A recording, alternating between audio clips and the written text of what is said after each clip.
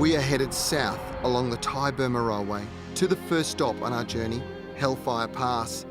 Here, the prisoners of war were made to cut their way through the hillside and jungle, an extremely dangerous and difficult task, as they had to do it all by hand.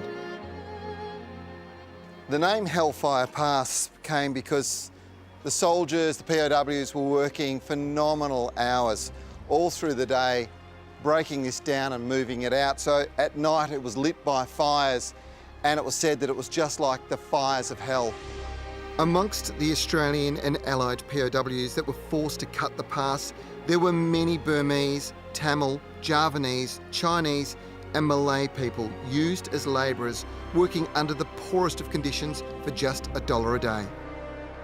Building the Death Railway through Thailand and into Burma proved to be one of the most infamous times in Australian wartime history. This was such a significant cost. As these men cut their way through by hand, the cost in lives was enormous. This particular section of the Death Railway didn't see too much use. It was built without proper equipment and was repeatedly bombed during the war. But you can walk sections of it today and get a sense of the incredible hardships that the men building it would have endured. This is an incredible part of the whole experience. Hellfire Pass has been preserved so that you can experience just a little bit of what our forefathers went through, these prisoners of war who cut out just an incredible part of jungle and an enormous amount of rock and soil to create a railway that was only ever used for just a few years.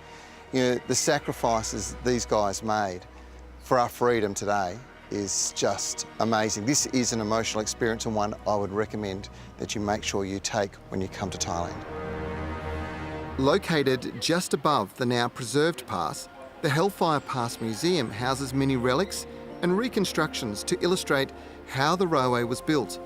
Opened in 1998, it prepares visitors for exploring the pass below.